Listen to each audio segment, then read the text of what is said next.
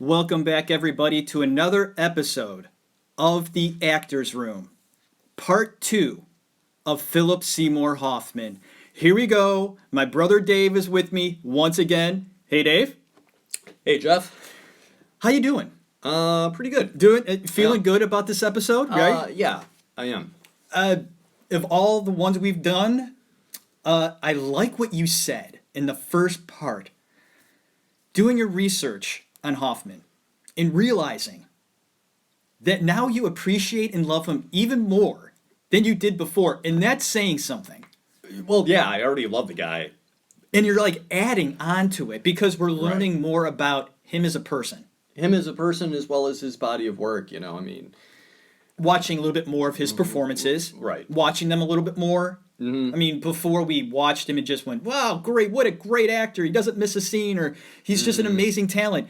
But doing research and concentrating on one person throughout the week or two that we've done research, you really start looking more into not only their performances, but we're going to bring this up about who they really are as a person. What drives them?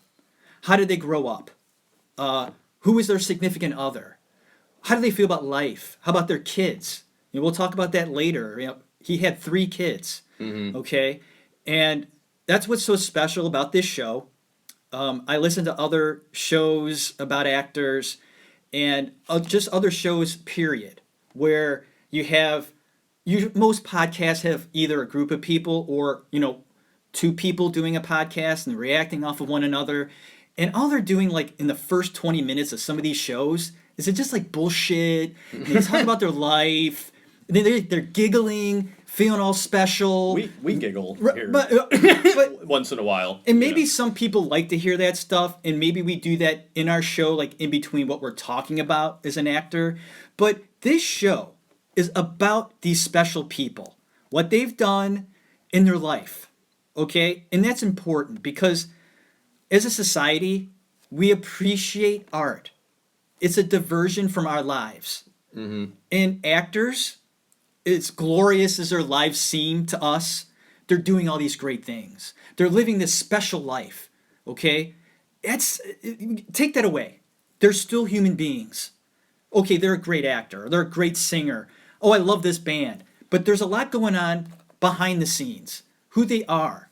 So I really want you to listen to this show and appreciate the fact that we love talking about these guys, diving into their lives. So we're going to continue talking about this great man.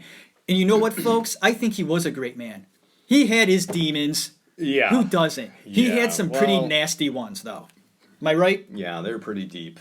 I mean, Pretty deep. in being an addict, I guess that's just the way it goes. It's just who your makeup is like. I mean, is it a family thing? Is it just... Well, I think let's get to that. We'll get to that more later on. Because at this point, he's sober.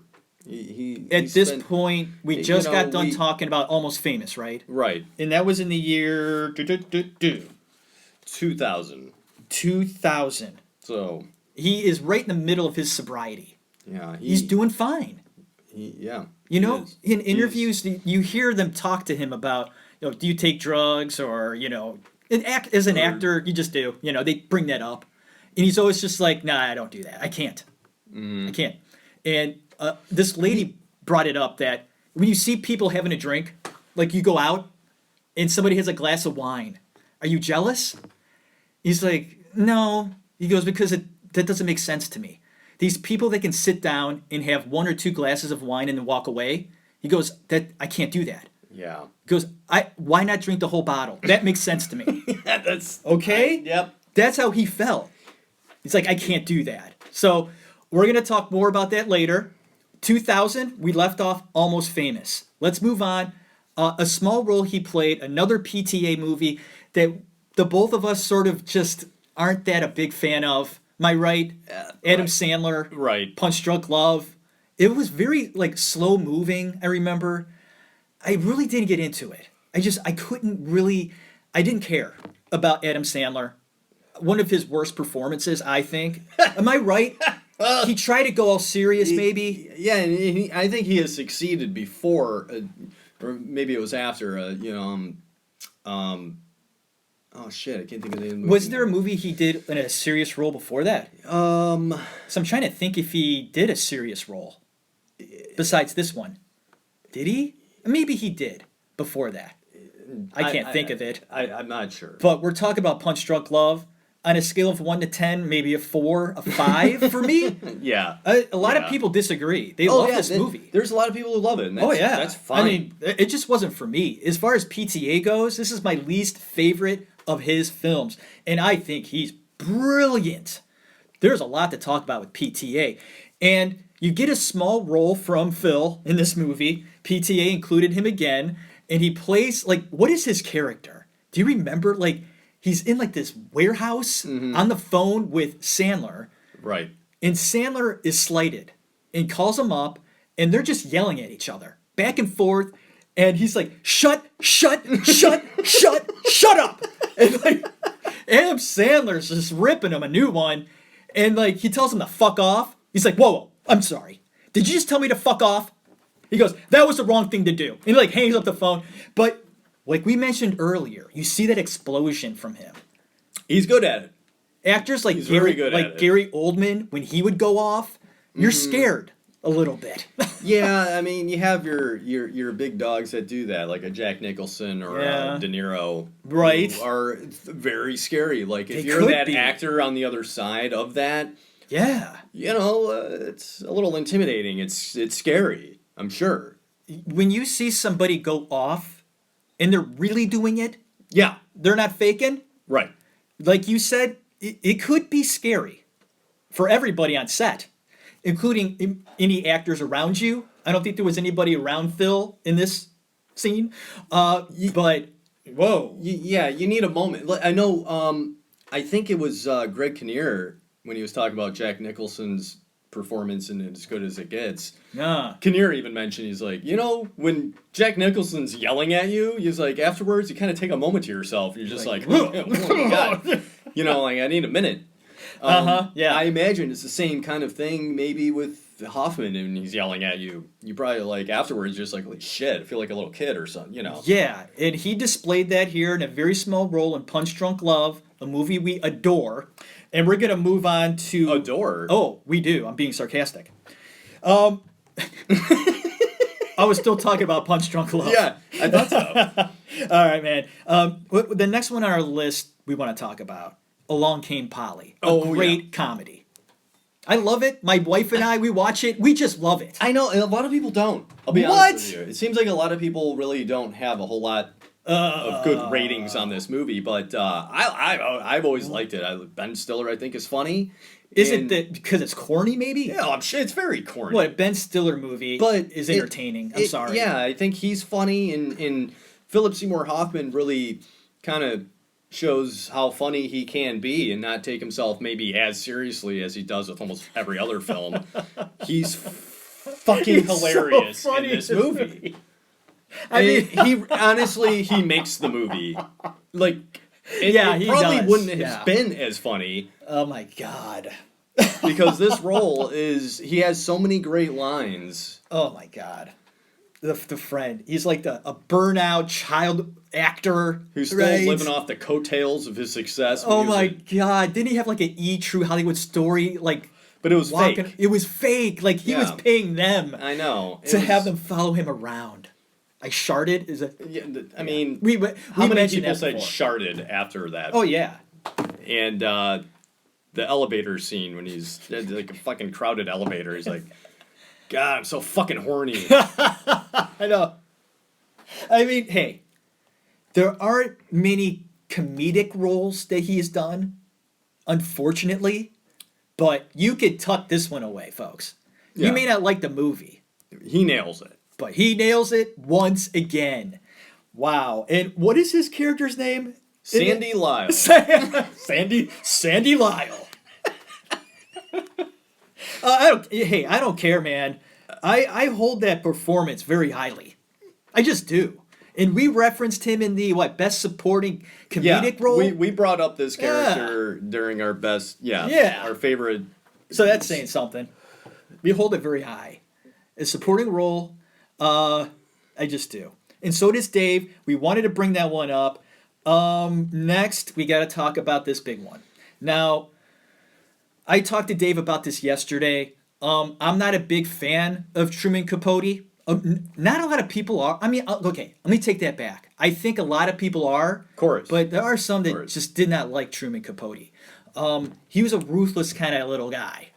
But he had a lot to say. He had a lot of charisma, very smart, very talented writer, okay? And I want to bring up Truman for a brief moment. The last episode I did, in the actor's room, I mentioned that in every episode, in the future, I will dedicate a little portion of the show talking about Marlon Brando because he is the reason why I started this podcast. I wanted to talk about Brando. There's a lot of things to say about Brando because he was just a larger-than-life character, a lot going on, so we'll do that right now. Truman Capote didn't like actors. He hated actors. He felt they were stupid, dumb. He called Brando as dumb as a lamppost. Yeah, well... Okay? But he's wrong. And he knew, yeah, okay? well. But that's what he felt, okay? They didn't really bring a lot to the table in terms of art. I disagree. And maybe that's why I don't like him. Probably. He threw Brando under the fucking bus. And there was a point in Brando's career where he did not talk to the press. He just didn't. He didn't like it. So Truman Capote cornered him one night, found out where Brando was, came up to his room with a bottle of vodka, and sat all night talking to Brando off the record, talking about his life and blah, blah, blah. Brando opened up because thought he was just talking. Yeah. Bad call. Truman Capote wrote an article in a magazine about Brando, the Duke of his domain. And Brando found out about this and was like, holy shit, I thought this guy was my friend. Yeah. And that's what Truman would do. It's like he would do anything he had to do to get the story. He would con you, okay? So anyways, had to place a Brando little tidbit there, so I did that. We're going to move on talking about, because I'm going to tell you something. This guy was a little shit. Yeah. He might have been brilliant. Yeah. Now, do you know anything about Truman?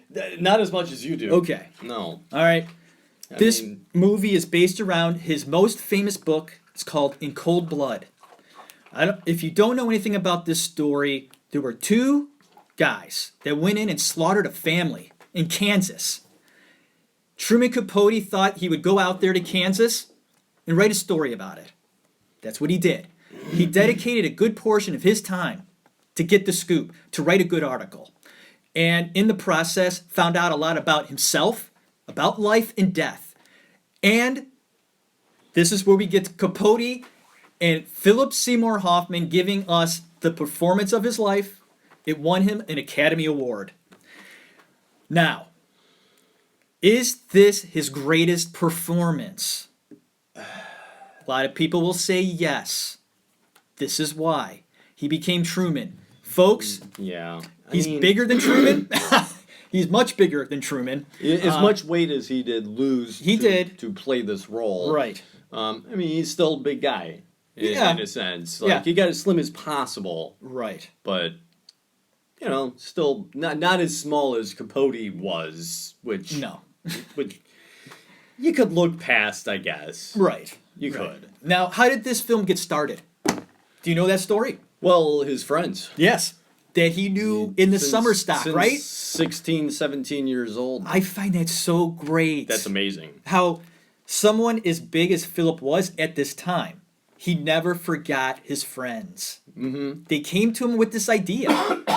And the director, and his name was... Give me a second. I'm sorry. That's okay. I just mentioned it in the last episode. But, yeah. Do you have it? Anyways. I suck. His friend brought this. There were a couple of people, actually, that he knew back in the day. And in this summer stock, they got together. It was basically an idea right off the bat. Bennett Miller, okay? Got an idea. Maybe it'll work. Maybe it won't. And he even said, Phil said, I mean, it's really hard when you're working with your friends. It has great intentions, but getting off the ground, it usually doesn't happen. Yeah. This one did. Yeah. He said we worked well together. We yelled at each other when we had to. Yeah, okay? I mean... it's going to happen. You get your when you're working together on a project, you're going to have disagreements about stuff. That's healthy. Of course. If you're agreeing on everything, Probably not good. it's not good. You got to have disagreements. They did. They made it work, and look what happened. What a successful film. It worked. Yeah. Do you have anything to say about? I mean, you mentioned he lost some weight, okay, and the toughest part for him getting into this role was nailing that voice. Yeah, That no voice kidding. is so annoying. That's how he sounded. Yeah. I mean, it's always hard for an actor to play someone who is, a real person. Yes. And this is a tough one, though, man. Of I mean, all this the is people- tough. Yeah. I mean, you have some great performances of real people like Jamie Foxx and Ray. Yeah, which he did really well. Oh, Wow. absolutely. That's a great movie. Yeah. Joaquin Phoenix is Johnny Cash. Right, right. Mm-hmm. Jim Carrey is Kaufman. Yeah. But in Capote's so much harder than some of these other roles we've mentioned because he's so. I mean, that voice alone. Yeah. Intimidated to take on that role. It sounds fake. You're just like, no, that's not a real person. Yeah. And when if you watch a real interview with the actual Capote or you watch a documentary or some of these, you're just like, oh, yeah, it's really how he sounded. Yeah, I know. Wow. That was no bullshit. That's pretty bizarre. Yeah. And to take on a role like that. Wow. He said it took like 3 months to just get comfortable with the fact of playing that role. And he said the hardest part was the voice, of course. Of course. And Phil said that if there was one thing he was really bad at is doing accents, which I found interesting. There are some actors that are really good at accents. Yeah. It's a part of a talent of an actor, they just have. Phil didn't have that. So he really struggled with getting that voice perfect. Yeah. Really worked on it. So for him, that was really hard to do. Well, I'm a little confused now. Okay. He wasn't able to, well, okay. He says he wasn't good at it. Accents are one thing maybe, but when, he was playing in Boogie Nights, the gay character there, or in Flawless, he was playing someone gay. Because those are two different voices, by the way. Yeah, they are. I mean, he was playing someone who is a gay transvestite. in both of them, Yes. but they were two different voices. They were. So he was able to transform his voice fairly well, obviously. Right. But it was a struggle for him to nail it. But for some people, it comes easy. okay, For him, it wasn't. no kidding. And another thing he hated to do was sing. He hated to sing. Okay. He said his voice was so low. When you listen to him talk in an interview, you can tell he does have a very low voice, and he drops his voice sometimes. He goes, he talks like Yeah. it goes down. That's just the way he talks naturally. So it's hard for him. He had to go from that low register to a high register with Truman. And by God, pulls it off, wins an Academy Award, and we have to talk about his acceptance speech for just a brief moment. Great speech. He's very nervous. I love this. I do. I mean, it's real. it's real. He got up there, and let's talk about the people he was nominated with. Joaquin Phoenix in Walk the Line. Okay. There you go. Amazing. He was also up against, my gosh, who else was he up against? Oh my gosh, it's escaping me right now. But anyways, that acceptance speech was just pure Phil. He stammered around, stuttered, said and a lot, okay? And then he thanked his mom at the end, which was really cute. And if you watch, I'm telling you to go on YouTube and watch the acceptance speech. There's a point where they show a back shot of him, and they show the audience watching him give this speech. And look out for Matt Dillon. He's very in the middle, but you get a good shot of him. He has his mouth wide open. I mean, he's just watching Phil like, wow. In awe? In awe of him. Yeah. It just goes to show, there are some actors that, look up to him so much. Just watching him talk about getting that, Oscar and standing up there, he was just like, wow. And then Phil gave, this little cute little moment where he, made a joke, and then Matt Dillon goes, you see him laughing. Like, he's just enjoying the speech. Matt Dillon? Matt Dillon. Not Matt Damon? No, Matt Dillon. Matt Dillon. Yeah. Okay, I just wanted to make sure. Yeah, it was Matt Dillon. Okay. It was a very cute moment. That's awesome. I love that. Yeah. I love I love Matt Dillon. Me too. I do. I do. I'm a big fan. And he loves Phil. Who doesn't? That's what I'm... Yeah, we talked about this already. He was very well respected among all of his colleagues. So, high respect for Capote. We're going to move on to the next one. What's the next one? We have Before the Devil Knows You're Dead. We want to mention that because he worked with Ethan Hawke. And Ethan Hawke had some touching things to say about Phil. He worked with him. And the one thing he said was he compared him to Robin Williams, another actor that Ethan worked with in Dead Poets Society. And he said both of these actors did something very similar when I worked with them. He goes, you have these great talents. You're working with them, and they're just doing amazing things. And you're just blessed to be around them. And then they yell cut, and you sort of take a step back and you get comfortable. And he said, I would sit there and I look over at Robin and he's just in a world of his own dealing with shit. Just dealing with stuff. And then when I worked with Phil, he did the same thing. I took a step back, I sat down, I looked over at Phil and he was doing the same thing. He closed off and he was just dealing with shit. Focused, but dealing with life. And he also, and this is Ethan, brought up River Phoenix, another very talented young man who died too soon. Drugs. How sad. These brilliant minds in dealing with life. And Ethan brought this up. The humanity of the art form of acting is that it goes beyond just the character and the art. There's life involved. And what you get from those great performances is them.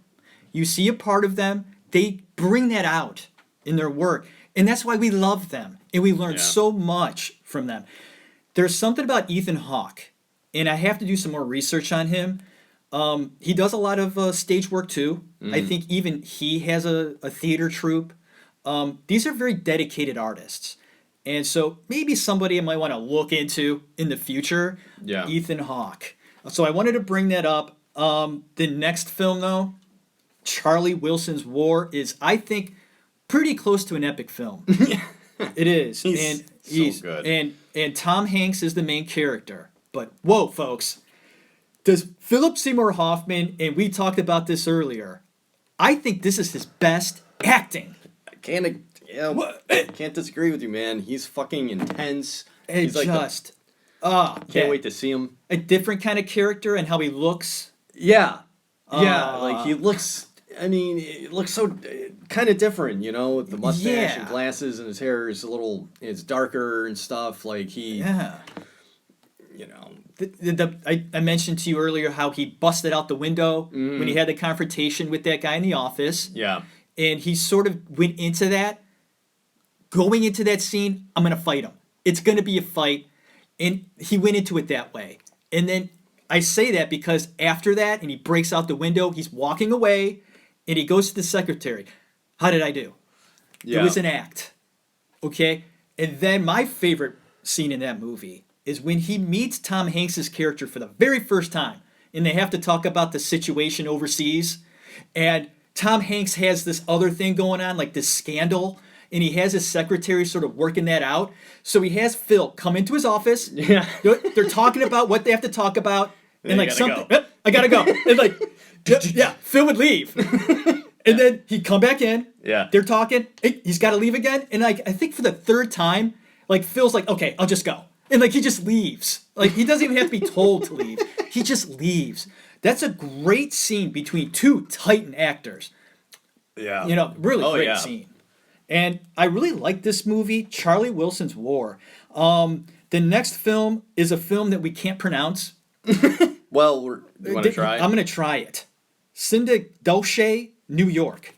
And this is a film written and directed by Charlie Kaufman, that weird guy that did Being John Malkovich. An adaptation. This is a truly deep guy. This was a hard film. It's weird. Phil even says there were a lot of people that just couldn't understand it. Yeah, well, I was one of them. Yeah, this was a tough one to watch. There was so much going on at this, and I felt so detached from the characters. Yeah. That was my biggest problem. I was Like, watching it, and like Amy walked in, my wife. She's like, "Oh, Phil, you must be doing him this week." I'm like, "Yeah," because this was like the third film I was watching. And she sat down for 2 minutes. She goes, "I can't do this. Bye."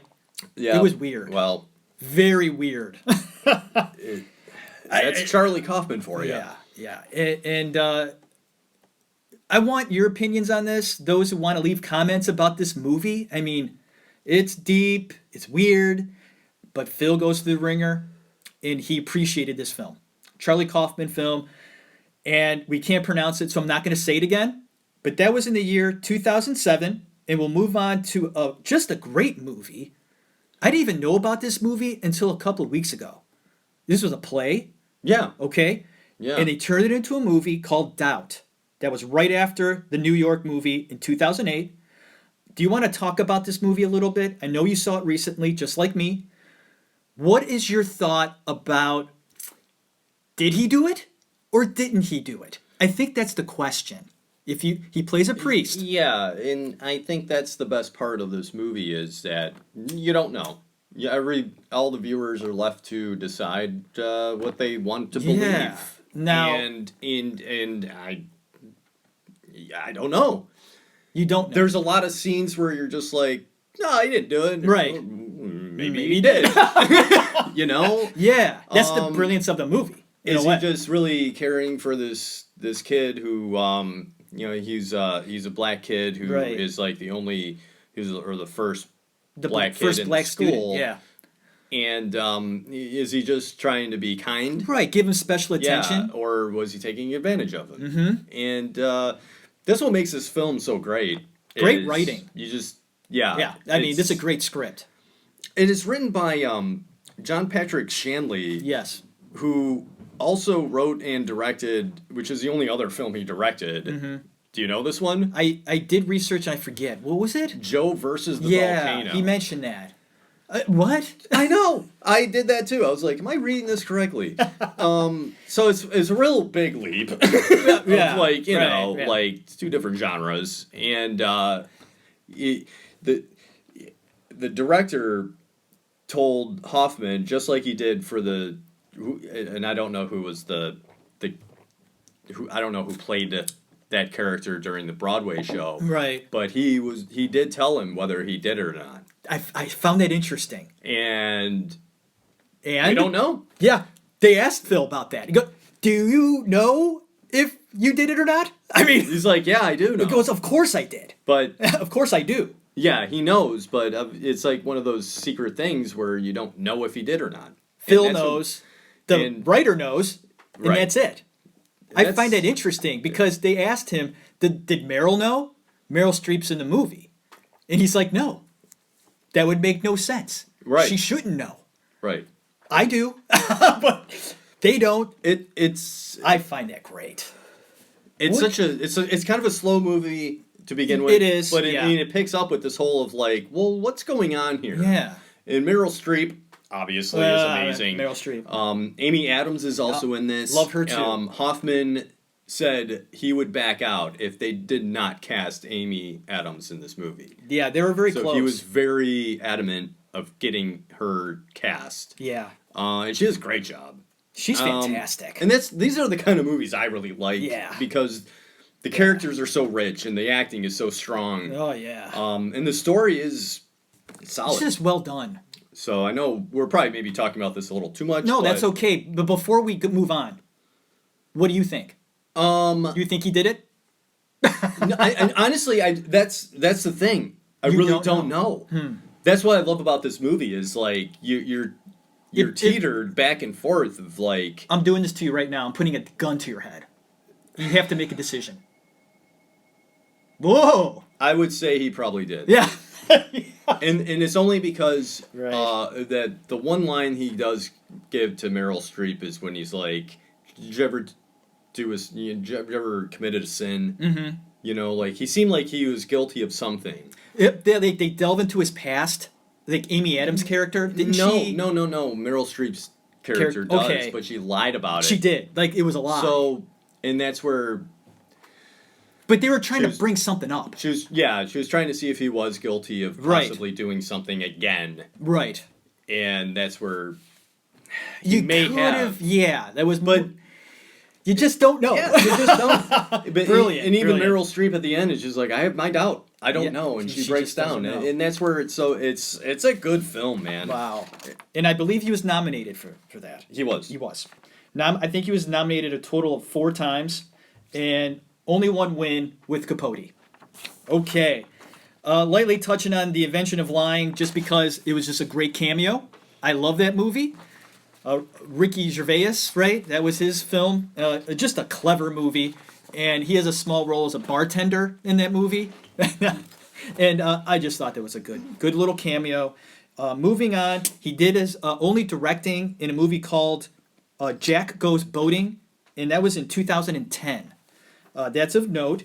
And Moneyball, of course, is a big movie, Brad Pitt film. Yeah. He plays Art Howe, the manager. Love that movie. And Phillips said that Art Howe was not happy with how he was portrayed. Oh. Yeah. And Phil apologized. He said, listen, I did the role.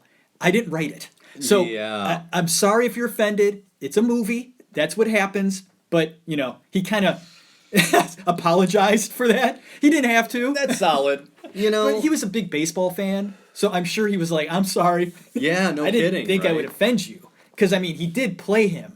So, Yeah. when you you're are playing a real yeah. person and that person's not happy with No. your performance, he's probably like, holy shit, I gotta. Yeah, you are portraying a real person, and someone watching this movie is like, oh, that's how Art Howe is. But that's not the case. Yeah. That may not be how Art Howe is. But in the movie, that's how he's portrayed, and like the broader audience now sees Art Howe as that. And if that's not him, then that's hard to take. So, hey. Wasn't his character kind of against the whole idea Yes, of it? he was kind of a prick. He was. He came off in a bad light. He Wow. did. But getting away from Moneyball, just wanted to touch on that. I found that fascinating. Yeah, because that's art in life. Yeah. Here we go. Gotta talk about this one. Oh my God. I was going to dedicate a whole episode to this. I watched this for the second time on the 4th of July of this year. I put it in. What a movie. Deep, another PTA movie. This is centered, or the inspiration was Scientology, folks. Okay? L. Ron Hubbard. Okay, now Phil and PTA are adamant on this. It was an idea. It doesn't mean it's L. Ron Hubbard. They stated that firmly. He goes, that was the general idea, but I'm not playing L. Ron Hubbard. He made that statement. He goes, I took it and I made it my own. This is a totally fictitious character in The Master. He plays a cult leader. They don't like to call it a cult. I do. And oh my God. When you talk about Scientology, my ears get red. Okay, but this movie, you got Joaquin Phoenix and Philip Seymour Hoffman. There are scenes between the two of them that are so moment to moment. There's a scene where they do a exercise where you're reacting off of one another. Very similar to what we learned at the Playhouse. Repetition. You go back and forth, and you come up with answers or reactions right off the bat. And you don't blink. You blink, we start over. And they're going back and forth with dialogue. I don't know how much it was improv. I think some of it was. But you get some fantastic moment-to-moment acting between the two of them. I hold both of those guys. Phoenix, every time I see him act, more and more, I'm impressed. I can't wait for the Joker movie. Yeah. When is that coming out? I don't know. Soon, I think. I can't wait. I'll look it up. Joaquin Phoenix is blowing me away with his progression as an actor. And the two of them in this movie, The Master, let's put it plainly, they act their asses off in this movie. Now, do you have a date that the Joker might be released here? October 2019. Oh, boy, October 4th. It's coming soon. And it looks, when I first heard about it, I was like, I wasn't sure like how many How different many- versions yeah. of the Joker do we need? And I saw the preview and I was like, Whoa. this looks really good. Yes. This Yes. looks really good. I can't wait. It's a different spin on the Joker. I know we're getting a little off topic. No, but, that's okay. I can't wait to see it because me I too. think Joaquin is fucking genius. I do too. I He really do. is. He's good. I look at what River Phoenix was as an actor and how different they are. How River, I mean, he gave us a small sample because he died so soon. Yeah. But I mean, what a talent that Joaquin is becoming. God bless him. We're gonna move on from The Master. I could talk about that movie for a while. Yeah. So I'm we're sure gonna you move could. on to the next big one. What do you got? Well, he Well, did the. Go ahead. No, go. No, you go. What is there a next big one? Well, the next I have is the trilogy of the Hunger Games. Right. Okay. And then we were kind of gonna delve into. Should we go and reference this year, 2012? This is a significant year in his life. Yeah. And why is that? Yeah. 2012, he did the Broadway show Death of a Salesman, and it was pretty draining for him, emotionally draining. And this is when he decided maybe I'll start drinking. Yeah, he mentioned it to his wife Yeah. that he wanted to have a drink. Would that be Yeah. okay? Yeah. Uh-oh. And during these, after these shows of Death of the Salesman in the evening, he would have a drink. Mm-hmm. You know, go to the bar, have some drinks. And that's kind of where it starts. You know, he was sober for 23 years. Wow. It's a long time to, you know, be Could be dedicated. completely off of any drug or alcohol. That's hard. Oh, yeah. Not even a sip. I'm sure he struggled every day And for the most part. what happened in 2012? What is it? What do you think made him want to have a drink? That's a great question. That could be the $1 million question because Well, let's take a look. In 2000, maybe 11, when he did The Master, did something happen in that movie? I don't know. Because after The Master, PTA didn't have him in his next production. He did every PTA movie before that. Now, Phil says nothing happened. Well, Did something happen between PTA and Phil? Maybe not. I don't think that would have anything to do with. No, I don't think so. I think it was that show, and I think it was probably some other things. You think it was Death of a Salesman that pushed him over the edge in some way? Yeah, and I think something else happened in his life. Someone close to him passed away. Okay. I think it was just a rough time, and he just decided, I'm gonna have a drink, and he would think it was harmless. Like, what's the big deal? What's Have a wrong drink with having once a in while. drink? In Yes. moderation, sure. The problem is he wasn't able to do things in moderation. Right. He delved. So it all kind of spiraled down after that. Once you have that first drink, anything's possible. He started doing prescription drugs, but I don't even think they were his prescription drugs. Yeah, his wife said she had no idea how he was getting them. But all of a sudden, he was doing, like, what would you say? Vicodin? Yeah. Painkillers. Yeah, Okay. opioids. Opiates. Opiates. And then I think once he started doing that, his wife started to really get worried because he would deny it. She knew he was taking them. And he would say, Yeah. "No, I know what you're talking about. I wouldn't do that." Yeah. But she knew that he was.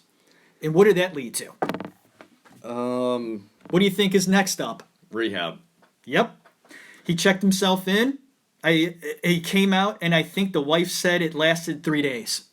He was back to drinking, back to opiates. And then, of course, the big one, heroin. And once he started doing heroin again, that's when his wife was counting the days. She was very concerned, and it got to the point where he actually moved out. Yeah. He got an apartment in the same building, or was it nearby? The apartment was actually a space he had already rented out to work. so he can, he had 3 kids at this point. He Yes. needed a space to just kind of call his workspace so he can go and read scripts and memorize lines or whatever. His little safe place. Yeah, His so haven. It was close by, and he just, decided it was probably best if he just Hey, move in there. if he's doing heroin, you don't want to be around kids. No, And his wife knew that. I think she probably not his suggested wife. it. Not his wife. Oh, I always say his wife. Yeah. I always And they're, I mean, let's get serious. I mean, they're kind of married. right. you They know, just but don't they have the were- paperwork. Right. It's just it's so I So, go ahead. I'm just trying to get the timeline right because You look at he started in 2012 drinking. yeah, in 2013 was Hunger it seemed Games. like a lot of in and out of Rehab. rehab, and he in the fall of 2013 he went back to rehab. He was sober for 3 months, Right. but by January or so he was using heroin again, and this was during the filming of the last Hunger Games. Right. in Atlanta, was it? Yeah. Yeah. Yeah. And near the end of January, he came back to New York City, and by February 2nd, 2014, he was supposed to pick up his kids, and he didn't show up. So his longtime girlfriend, Mimi, she called his friend David Barkatz and said, go check on him. And so Barkatz and Hoffman's assistant went to go check on him and found him dead in the bathroom. Dead in the bathroom with a syringe in his Yeah. arm. Yeah. Yeah, a syringe left in his arm. So sad. This is what he was afraid of Yeah. at the age of 22. Yep. He knew this was going to happen to him. That's Eventually. why he stopped at 22, because he wanted to live. He had aspirations to be an actor and realized that if he didn't stop, he would never be the actor he should be. He would be dead in 5 years. Or maybe less. It took him from 2012 to 2015, 14. 14, 2 years. 2 years. And he was dead. They got to take a lot of heroin to overdose like that. Very sad. I mean, I wanted to talk to you about this. Not only is it, like you said, a tragedy, it's more than that to me. This man was so brilliant, so beloved, and drugs were more important than everything else. That's what's sad. That's what's sad. That's what's tragic. That's the tragic part of it is and he loved his family. I mean, He did. That's where it's tough for maybe people to not understand is he was a family guy. Like it was really important for him when he was on location or if he was gone for a while, he wanted his family with him. They would have to like go to the set. They had a rule, he and Mimi, like no more than 2 weeks apart. Yeah, right. Like he loved his family. What's So tragic sad. is the addiction took him over for those last 2 years or so Yeah. to where it was more important than his family. Getting and that's high. what's so sad. It's so sad. Getting high was more important than his family. That's how serious it is. It's like it's really heartbreaking. It is. I don't even know what else to say about it because if it never took, I mean, if that whatever happened during that time where he relapsed. Yeah. What He was happened? doing so good, 23 years. That's a long freaking time. That's a long time to be sober. What And happened in his head that made him go, I want to he drink? couldn't handle it anymore. And that's what's sad is you don't know what that it thing was. It may not have been one thing. It might have just been a bunch of stuff. Mm-hmm. And it all boils over. It went as simple as like, I'm going to have a drink. It's no big deal in moderation. It's just alcohol. Yeah. And it snowballed into that. To so much more. It's those damn opiates. Those painkillers. Oh my God. I have kidney stones and I get them for kidney stones and it's incredible. I take 1 or 2 of them, and kidney stone pain is like a 10. It hurts a lot. It takes it away completely. Well, sure, but then in neither one of us can describe what it's like to be on heroin. Right. We don't know what that's like, and I'm sure what you feel when you take those painkillers. Multiply that probably by 1,000, At least. and that's what it's like. And if it's that great, nothing else matters. So sad. Heroin addiction is the worst you can get, obviously, because it destroys everything around you. I mean, now I want to say wife, but his girlfriend, completely crushed her. Completely. And she says it took years for them to talk about Phil with her kids and not cry. Right. It took years to do that. And getting advice from people, she's like, I don't even want advice. Just leave me be. Yeah. Let me deal with this shit on my own. You have no idea what it's like. He will be severely missed by not only his family, of course, and friends, but everybody that appreciates great art, movies. Phil Seymour Hoffman is truly an inspiration to us, and we love talking about him in the actors room with you. It was suggested, and we took it on. It was a lot of fun. It is. It was very sad. It is, and I feel so bad for Mimi and the kids. His poor kids. She did everything she could. Mm-hmm. Which is like the saddest thing. And if no one out there has read this article that she wrote, it was in Vogue. Variety. Wasn't it? I think it's Vogue. Vogue? Okay. And it's heartbreaking because... Well written. Very nicely done. Well written, but like... So emotional. It really... You feel so bad because there's nothing she can do, and she loved him so much. Yeah. But when this addiction took over, she felt powerless. There's nothing she could have done. I knew that he was probably gonna. She knew he was eventually he was gonna die. She just didn't know when. You're right. Right? That's so depressing and sad. God, watching him die before your eyes. Yeah. Slowly, bit by bit, and nothing. In 2 years. Nothing you can do about it. That's it. You will be missed, Mr. Hoffman. There won't be anybody like you. I don't see it happening anytime soon. I think he was I don't mean this to sound terrible, the dying breed. Yeah. Oh wow. Yeah. Right. He really was.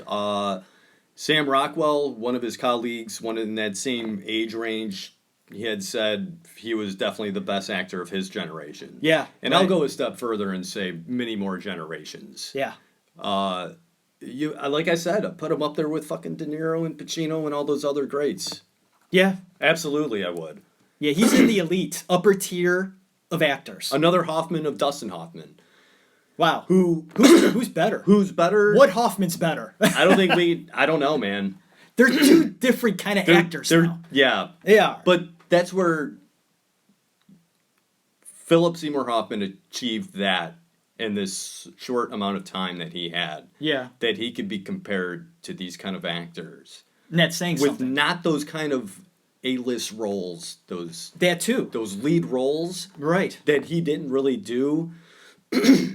Right. He was able to achieve and do so much with some of the smallest parts.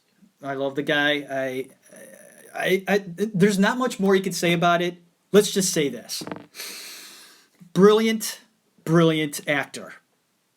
He loved Broadway. He loved the stage. He ultimately just wanted to do that. And it spawned off. He was just so fucking good that Hollywood just snagged him. And they didn't let go of little Hoffman. Yeah. Little guy. That he wasn't little. And that's another thing, too. I want to bring up before we end this episode the fact that he was so down to earth. He wasn't about being a celebrity. He lived in the village. He lived very common. He didn't dress up. Like, you would see him walking around. He looked like a bum. Yeah, that's something we missed the boat on, is he was very private. Yes. Which we kind of touched upon in the previous episode, but he wasn't one of those to tell you what he thought about stuff.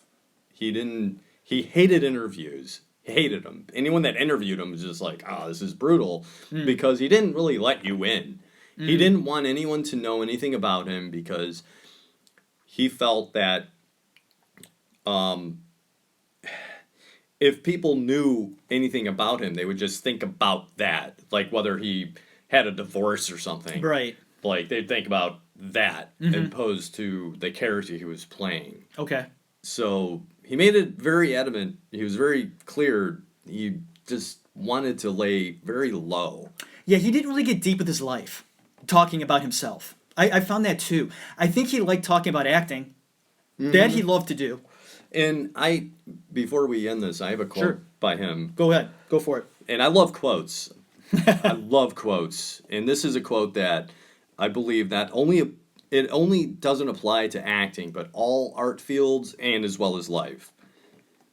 He says, "The minute you start to think something's getting easier is the minute you don't know what the hell you're talking about. Anything that's getting easier is probably something you're getting less interested in. It's getting easier because it doesn't matter. I think anything that matters never gets easier because it matters. You do everything you can." Wow.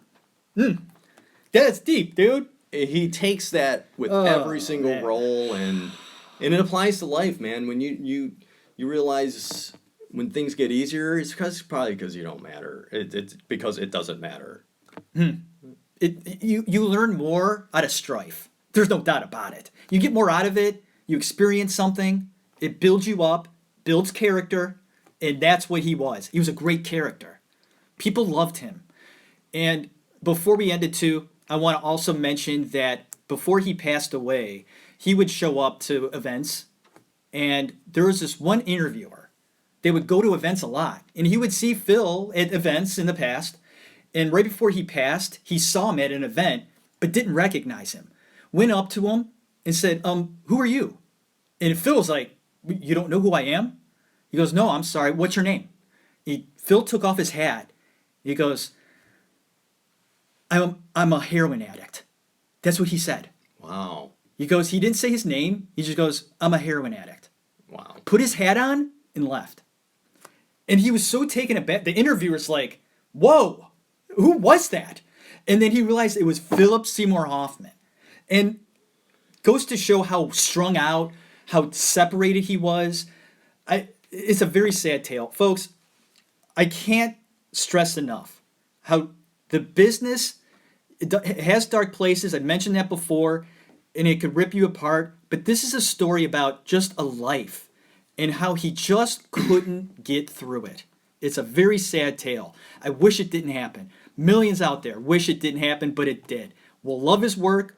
We'll appreciate it forever. And God bless you. I hope you're in a great place, man. Do you want to end this episode with anything? Anything to end it? No. I think that'll wrap it up, right? Yeah. Very good. Thank you, Dave, for doing this episode with me. It was a lot of fun. Great time. Looking forward to maybe in the future doing some more. Pick an actor, or maybe you haven't done is a movie. Pick a movie that maybe we'll talk about. We'll figure it out. Yeah, sounds good. Well, I forgot to mention this too. Last episode was episode number 75. Okay, and this was 76. So here we go. Thank you for listening to The Actors Room. My name is Jeff Tarowski. Right across from me is my brother Dave. Thank you for listening and in sharing with us this experience of talking about Hoffman. God bless you. Have a good one.